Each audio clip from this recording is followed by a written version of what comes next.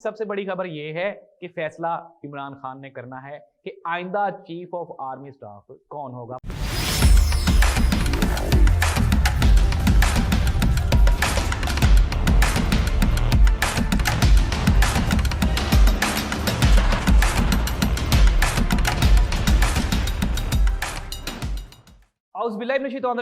बिस्मिल्लाहिर्रहमानिर्रहीम अल्लाहुम्मा सल्ली अला मुहम्मदिन व आलि मुहम्मद। करोड़ों दरूद व सलाम हज़रत मोहम्मद मुस्तफ़ा सल्लल्लाहु अलैहि वसल्लम पर, आप सल्लल्लाहु अलैहि वसल्लम की आल पे। एन न्यूज़ पे नाज़रीन आप देख रहे हैं पूरा सच और मैं हूं जाहिद अब्बास नकवी। नाज़रीन, चीफ ऑफ आर्मी स्टाफ की तकर्री आज जो है उसका पहला मरहला कंप्लीट हो गया और मेजर जनरल आज सैयद आसिम साहब जो हैं, सैयद आसिम मुनीर साहब, उनको as a chief of army staff हुकूमत की जानिब से नॉमिनेट किया गया है, फाइनल किया गया है और साहिर शमशाद साहब को chairman joint chief of staff के तौर पे मुकर्रर करने की समरी सदर पाकिस्तान को मौसूल हो चुकी है। नादरीन, ये तो है तस्वीर का एक रुख और आधी कहानी। अब आगे इसमें क्या क्या ऑप्शंस हैं, इमरान खान किस तरह से अपनी मौजूदगी को इसमें कैश करवा सकता है और फाइनल और आखिरी चीफ ऑफ आर्मी स्टाफ कौन होगा, ये मैं आपको आज के प्रोग्राम में बताने जा रहा हूं। लेकिन उससे पहले नादरीन, एक बात जो है वो पाकिस्तानी आर्मी और पाकिस्तान के साबिक जो जितने भी हमारे जनरल्स हैं उनके बारे में सब जानते हैं। मुशर्रफ साहब को लाने वाले मियां मोहम्मद नवाज शरीफ साहब थे और उन्होंने ही मियां मोहम्मद नवाज शरीफ साहब की हुकूमत का खात्मा किया। फिर नंबर 2, मौजूदा जो हमारे चीफ ऑफ आर्मी स्टाफ हैं जनरल कमर जावेद बाजवा साहब, इनकी तकर्री का सेहरा भी मियां मोहम्मद नवाज शरीफ साहब के सर जाता है। लेकिन जनरल कमर जावेद बाजवा साहब ने अपने टेन्योर में किस तरह से सियासत और फिर उनकी जो आखिरी तकरीर थी उसमें उन्होंने खुल खिला के कहा कि फरवरी के बाद से हमारी फौज न्यूट्रल हो गई है। इट मीन्स दैट कि फरवरी से पहले तक मुकम्मल तौर पे हमारी फौज वो सियासी थी, गैर सियासी नहीं थी। और आखिरी तकरीर भी जनरल बाजवा साहब ने जाते जाते उसमें सियासत को भरपूर तरीके से डिस्कस करके, जिस तरह से आने कहने ने कि दिल दी पूरी पड़ास उन्होंने वो उसमें अपनी आखिरी तकरीर में निकाली और इमरान खान को लताड़ने की खूब कोशिश की उन्होंने और इमरान खान की हर बात को नेगेटिव साबित करने की कोशिश की। लेकिन चूंकि जिस तरह से पहले भी हम लोग प्रोग्राम्स में बात करते आए हैं कि अब अवाम का रुझान वो पहले वाला नहीं रहा, अवाम को बेहतर इंफॉर्मेशन है, अवाम ज्यादा जानती है बनिस्बत 90s की अवाम के। तो अब चीजें ट्रांसपेरेंट हो रही हैं और चीजें जो हैं वो शफाफ हो रही हैं। नादरीन, वापस आते हैं असल टॉपिक की जानिब। अब ऑप्शंस क्या हैं नादरीन? पहली ऑप्शन ये है कि अगर इमरान खान इस तकर्री को रोकना चाहें तो उनके पास कितने इख्तियारात हैं ये मैं आपको बताता हूं। इमरान खान जो है सदर हमारे जो डॉक्टर आरिफ अलवी साहब हैं, उनकी सूरत में इमरान खान के पास आप ये समझ लें कि फुल फ्लेज इख्तियारात हैं इस तकर्री पे। इसको वो खेल भी सकता है और इसको कैश भी कर सकता है। इमरान खान जो है वो अगर सदर आरिफ अलवी को कह देते हैं कि इस सारे प्रोसेस को रोक लिया जाए, जो कि आईनी हक है सदर ममलिकत का कि वो समरी को 15 दिन तक अपने पास रख सकते हैं और 15 दिन के बाद उसके ऊपर कोई भी ऑब्जेक्शन लगा के वो वापस वजीर आजम को अरसाल कर सकते हैं और वजीर आजम दोबारा फिर उनको वो समरी भेजने के मजाज होंगे। यानी कि 15 दिन तक की जो स्पेस है वो डॉक्टर आरिफ अलवी के पास मौजूद है और इन 15 दिनों में गेम जो है वो टोटली इंटायरली चेंज हो जाएगी। वो इस तरह से कि आसिम मुनीर साहब जो हैं ये अगर ये हल्फ नहीं उठाते तो ये 26 तारीख को, चूंकि इनकी रिटायरमेंट की डेट है, और 29 को बाजवा साहब की मुद्दत खत्म होनी है। तो इस दौरान आसिम मुनीर साहब ऑटोमेटिकली जो है वो पिक्चर से आउट हो जाएंगे।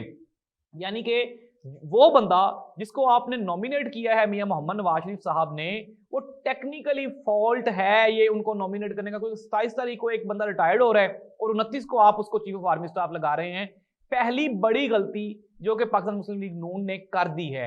लेकिन चूंकि हम सब जानते हैं कि प्रेशर था और मामला तो ऑलरेडी तय हो चुके थे, यही वो तकर्री थी जिसको लेके सारी पिछली जो गेम है वो चेंज की गई। इसके अलावा इमरान खान के पास दूसरी जो एक और बड़ी ऑप्शन है वो ये है कि बॉल फिर दोबारा इमरान खान के कोर्ट में आ चुकी है।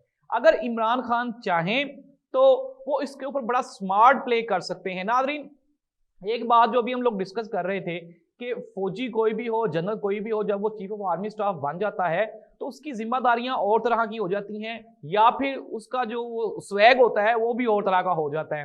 तो चाहे वो आपका बच्चा ही क्यों ना हो, लेकिन वो फिर और तरह से परफॉर्म करता है। अगर जनरल फैज हमीद साहब को भी एक लम्हे के लिए मान लिया जाए कि वो चीफ ऑफ आर्मी स्टाफ लग गए हैं और मुकर्रर हो गए हैं, तो बिल्कुल भी ये ख्याल जो है वो आप अपने जहनों से निकाल दें कि वो वही करेंगे जो इमरान खान कहेगा। नहीं, कतई नहीं। कोई आपके प्रोफेशन की, कोई आपकी जॉब की भी कोई रिस्पॉन्सिबिलिटीज होती हैं। ये मुमकिन नहीं होता कि आप अपने हमायती की सारी खुल के मदद कर सकें, और ये भी नहीं होता कि आप अपने हमायती को बचा सकें या मार सकें। और जिस तरह से कल इमरान खान साहब ने कहा कि हमें ये, अगर ये सोच रहे हैं कि ये चीफ ऑफ आर्मी स्टाफ अपनी मर्जी का लगा के हमें मरवा सकते हैं या कुट पड़वा सकते हैं, तो ये इनकी गलत फहमी है। इमरान खान साहब भी ये बात को जानते हैं और सारा मुल्क भी इस बात को जानता है। लेकिन नाज़रीन, मामला ये है कि जहरी सी बात है, चूंकि हमारे मुल्क में चीफ ऑफ आर्मी स्टाफ सबसे बड़ा ओहदा समझा जाता है और है भी, तो इसकी अफादियत इसलिए भी बढ़ गई है। अब फाइनल जो डिसीजन है, मैं फिर भी कह चुका हूं कि इमरान खान का ही है।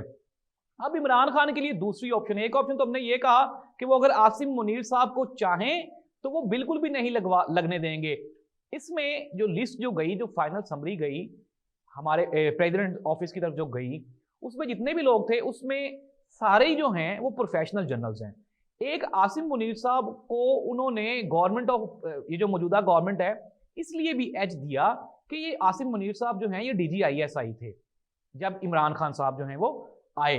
तो इन्होंने, इमरान खान साहब ने आसिम मुनीर साहब को DGISI की सीट से हटाकर फिर जनरल फैज हमीद को DGISI लगा दिया।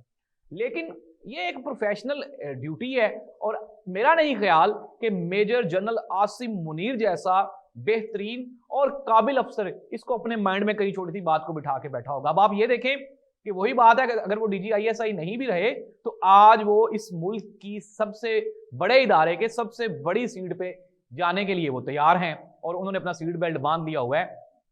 तो बकाया जितने भी जनरल्स हैं, including major general Asim Munir के सारे न्यूट्रल हैं। और ये जब कोई नया चीफ ऑफ आर्मी स्टाफ आता है, फिर वो चीजों को लेके चलता है, तो पॉलिसीज हमेशा जो हैं वो पिछले आर्मी चीफ वाली नहीं रहती। अगर आसिम मुनीर साहब हैं वो आते हैं या नहीं आते, इसका ना ही तो इमरान खान को कोई फायदा होना है, ना ही इमरान खान को कोई नुकसान होना है। हाँ, अलबत्ता अब इमरान खान के लिए एक पॉजिटिव मिसाल कायम करने का मौका यह है कि वो सदर आरिफ अलवी के साथ मुशावरत करके तो आसिम मुनीर साहब को as a chief of army staff accept कर ले, और इसका एक बेहतर और पॉजिटिव एस्पेक्ट जो है वो आसिम मुनीर को भी एक पॉजिटिव मैसेज जाएगा, और पाकिस्तान तहरीक इंसाफ के जो हमायती ग्रुप्स हैं आर्मी में, उनके लिए भी ये एक पॉजिटिव साइन होगा कि देखें जी, इमरान खान साहब ने मुल्क की जो देरपा जो इस्तेहकाम है उसको मद्देनजर रखते हुए तो उन्होंने आपको एक्सेप्ट कर लिया है। तो नाज़रीन, बात फिर वही है कि जिस तरह से अनवर मसूद साहब ने, वो 90s में एक मीम बनी हुई थी कि उन्होंने कहा था कि इमरान है, इमरान तो होगा, तो इमरान से डर लगता है। तो आप इमरान खान से जितना मर्जी डर लें, लेकिन इमरान खान तो है और इमरान खान तो होगा। इमरान खान के बगैर पाकिस्तान का मौजूदा सियासी जो मंजरनामा है वो आप ये समझ लें कि 95% वो ब्लैंक है। इमरान खान के बगैर अब आप जब तक अनटिल अनलेस खान साहब मौजूद हैं, जिंदा हैं, हयात हैं, वो पाकिस्तान की सियासत का महवर थे, हैं और रहेंगे। इमरान खान की मर्जी के बगैर ना ही तो चीफ ऑफ आर्मी स्टाफ लगेगा और ना ही आइंदा इलेक्शन में आप कुछ जो है वो अपनी मर्जी की चीजें या बेनिफिट्स ले सकेंगे। अगला प्रोसेस जो होगा वो इसके बाद chief election commissioner of Pakistan की जो तकर्री है वो इसके बाद वो भी बदलने जा रहा है। वो भी मैं आपको अगले प्रोग्राम में बता दूंगा कि उसके लिए क्या तैयारियां कर ली हैं। लेकिन नादरीन, आज की सबसे बड़ी खबर यह है कि फैसला इमरान खान ने करना है कि आइंदा चीफ ऑफ आर्मी स्टाफ कौन होगा। अपने मेजबान जाहिद अब्बास नकवी को इजाजत दीजिए। अल्लाह आपका मेरा हामी और नासिर हो। अस्सलाम वालेकुम।